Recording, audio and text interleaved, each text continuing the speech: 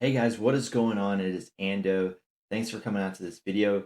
In this video, we're going to be talking about Jedi Knight Luke, and I want to give a quick shout out to Zareth, who featured me in one of his videos, or at least my team comp that I've been using. So huge shout out to him. If you guys haven't checked out that video, he talks about the Bastila Shan version a lot, goes over the modding and stuff like that. So check that team comp out. I think we'll talk about like kind of the pluses and minuses in my eyes of like using Shaak-Ti versus Bastila. And then we'll go over some footage where I talk about some of the kind of key moments in the fights that are presented to us. And then at the very end, we'll go through some mods. So all those timestamps will be in the description below too, if you guys just kind of know what you were doing and you just want to go to a certain section. And if you guys enjoying the content, be sure to hit that like and subscribe. I really appreciate it, guys. Thank you.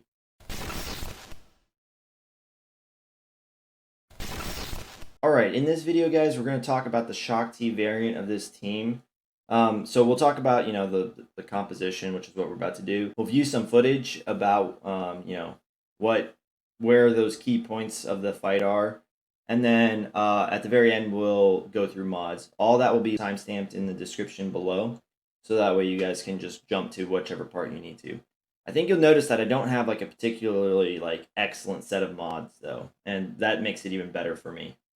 All right, so let's talk about the squad right here. This is how you guys see it on the screen. This is how I would definitely, push it out on your squad layout because, especially like squads with Hermit Yoda, because he's so small. Sometimes like he gets hidden behind other characters and stuff like that. It's really hard to select him. So with this, he's kind of like he's very easy to select. It puts like everyone in a really good spot, in my opinion. So the only one that I might switch is Old Ben and Shaak-Ti, but I still prefer it this way. So now let's talk about Shaak-Ti specifically, because that's really the biggest part of why we're using this one versus Bastila. Okay, so Shaak-Ti, let's just go through her kit really quickly. So basically, basic is going to dispel buffs. Doesn't really matter with SLKR because they're just going to get them right back unless they have buff immunity or something.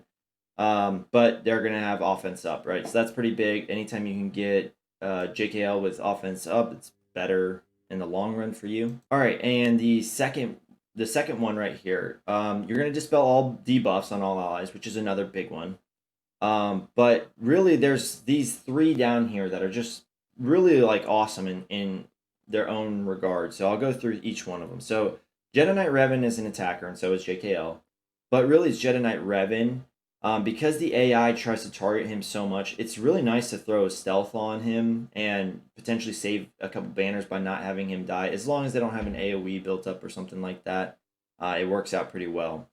For support or healer, right, that's going to be Shaak-Ti herself. She can select herself. And Hoda, which is going to be, they're going to gain from speed up for them is really good. The other one, which is why I really have chose to like this, is that, Old Ben is a tank. And I don't have the Zeta on him yet. I do plan on eventually get into him. But this basically gives me an extra turn of, taunting. Which is essentially what you want.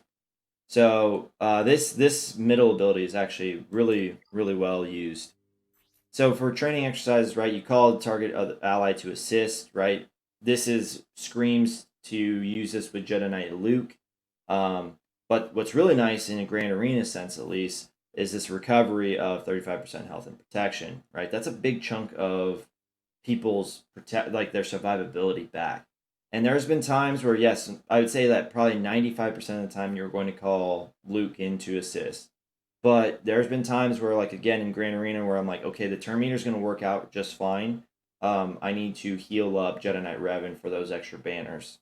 And so it just provides you another, incentive on top of, Jedi Knight Revan's leadership when they're called out to assist, like another way for them to recover, all that survivability. And now we'll briefly touch on why, Bastila Shan is not in this squad and like what makes it so good. There's just Bastila and Jedi Knight Revan are kind of like, it's like Dark Bastila or Fallen Bastila with Darth Revan. Like it's just kind of meant to be. And then you're gonna lose a little bit of this, a little bit of speed, a little bit of crit chance, and a little bit of offense. due to the fact that you're not using Basilishan. However, it just came to me that I was like, hey, I don't want to use Basila because I don't get to use GMY, who's Relic. I don't get to use Jolie, who's Relic, and I don't get to use Plo Koon, who's Relic, which we won't get into here.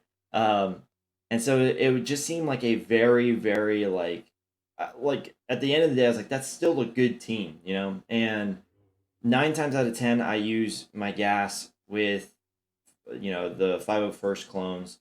So it was like Shaak-Ti was just kind of out there. Yeah, you could put her with Padme, or you could put GMY with Padme. But honestly, those Padme's team is good enough as is. It doesn't really even need that pivotal fifth.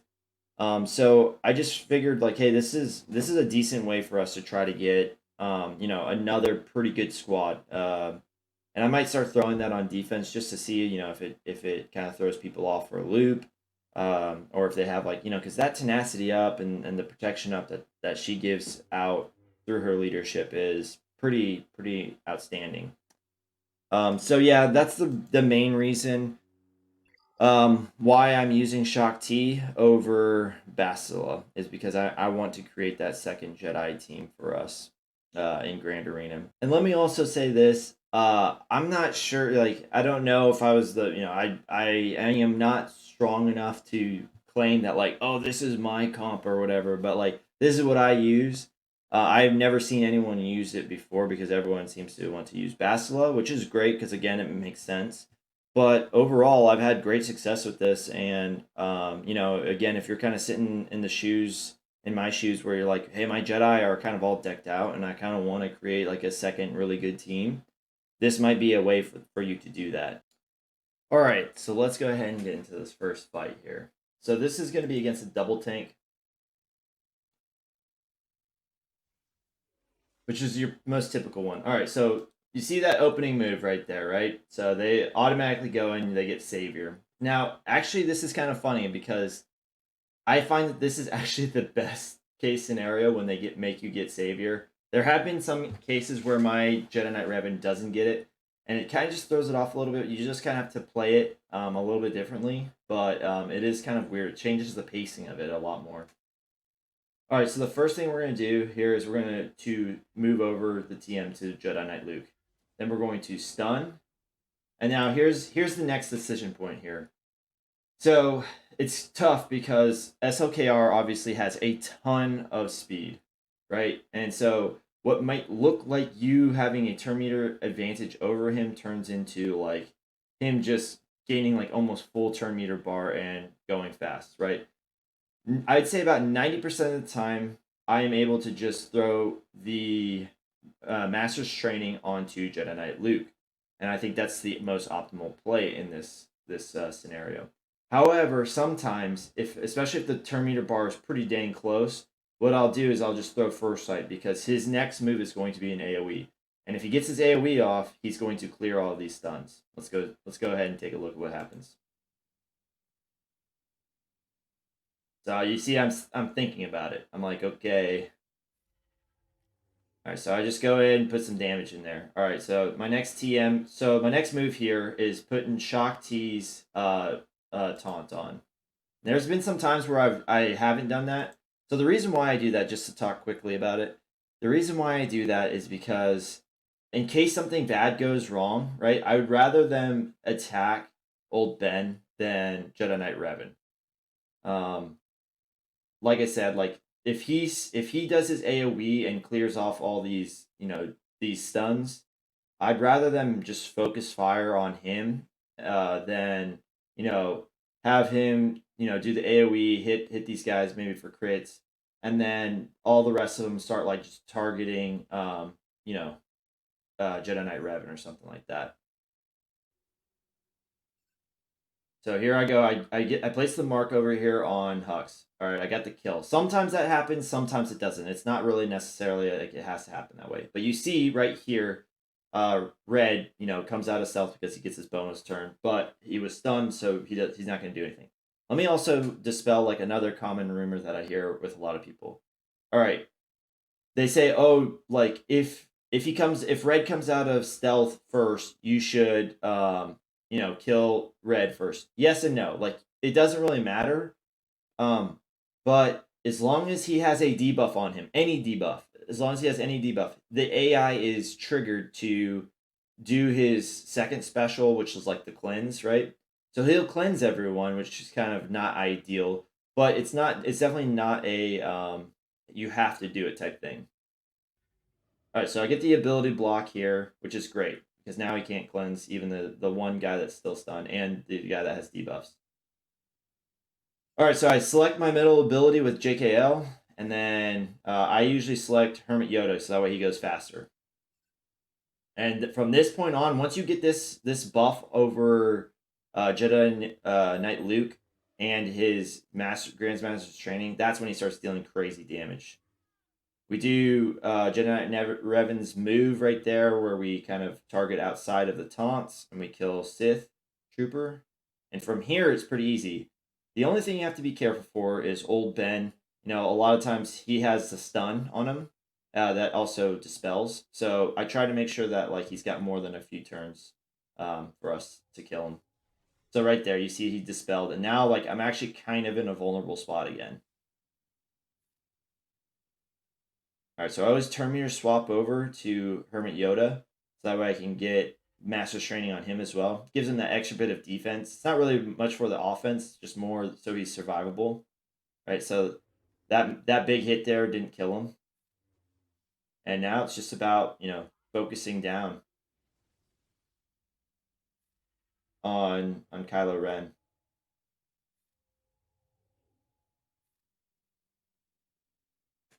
And sorry for the play bar. I know that's probably pretty annoying, but I did record these quite earlier. So and this, if I was a Grand Arena situation, that's probably where I would have, called Jedi Knight Revan in to assist. So that way he would have gotten more health and protection back and potentially try to get this to more banners. But as you can see, it's still pretty good. All right, guys. So the next fight that we have is, a SLKR version with just one tank and first order officer. So again, it's gonna happen. They call in, kill Revan, turn meter swap, mass done. I'm checking turn meter here. Okay, it's fine. I'm going to get Master's Training. Like I said, 95% of the time, I think that's what happens. I force taunt, which some people might argue is kind of a wasted turn, but I like it. Again, I'm one of those, I guess, cautious people. And then we get the ability block and some turn meter reduction, which is always great. And because it's so important to get his buffs going immediately, that's why we do the Jedi's Will, even though it might seem like it's like a little bit of a waste, right? No debuffs on Sith Trooper, so that's where you can see he's going to do his big AoE, right? Deciding who I should select, right? If it was a Grand Arena, I probably would have selected Jedi Knight Revan, but because this is a regular squad arena match, just decided to go with him. And this battle is like a minute and 10 seconds long, like total. So it's real quick. Like I said, once you get those buffs on Jedi Knight Luke, the Grandmaster's Training, and the his Heroes Arise or whatever it is, it's quick, man. He does a ton of damage.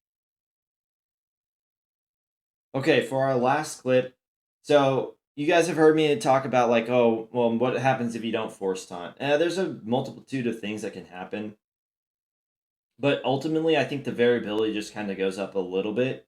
We'll see what happens here. All right, so they go after JKR as per usual. We swap turn meter as per usual, and give Grandmaster's Training over to Jedi Knight Luke. Okay, so this is where I would normally force taunt onto Old Ben. This time I'm going to do something else. I think I'm just going to give offense up, right? So that way we can kill Hux one shot, which again, a lot of times doesn't happen for me, but sometimes it will. I'll get the ability block here. Okay, so see how they're now starting to target him. Granted, he had foresight, so it was a little bit, it wasn't a bad thing to have happen. But you see, like, when they come out of their turns, they just, like, start targeting him. So it can be a little bit of a scary situation.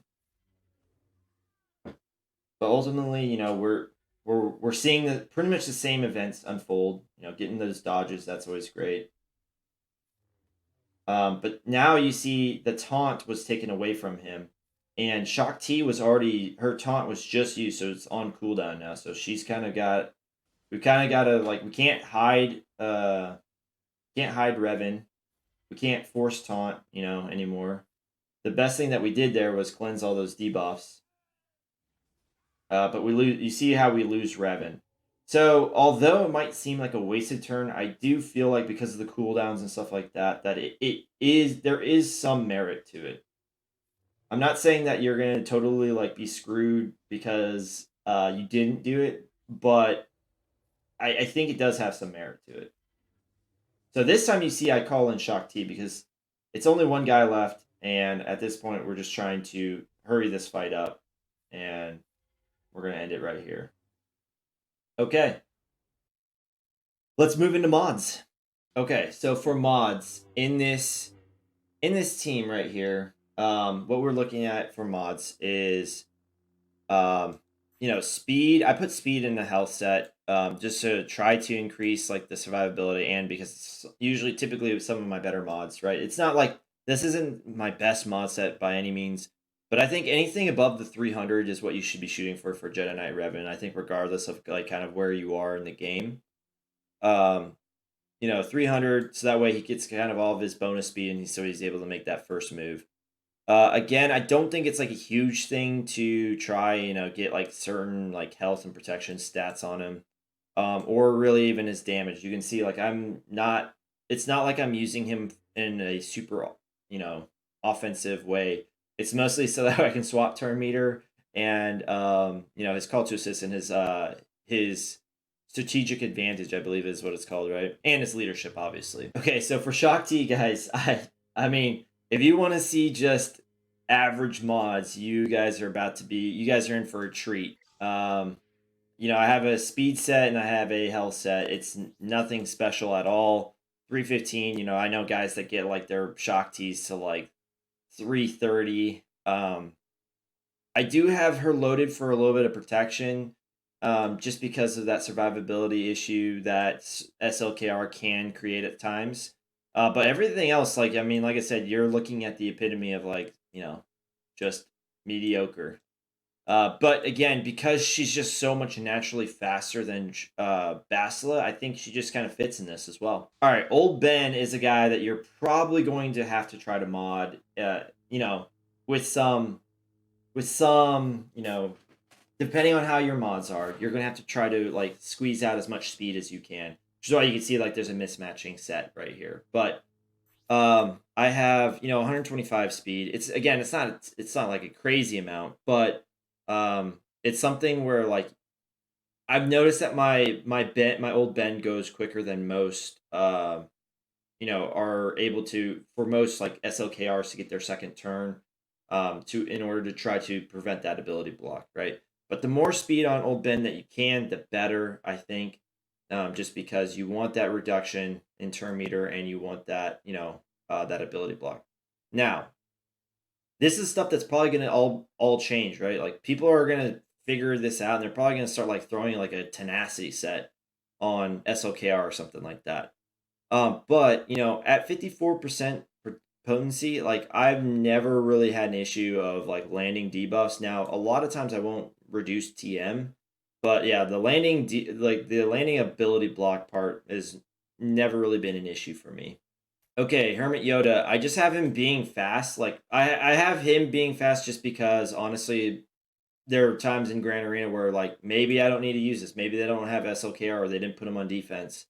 And so, you know, I want to run Jedi Knight Luke lead, so I want a fast Jedi. But so that's the mod set doesn't change at all for him.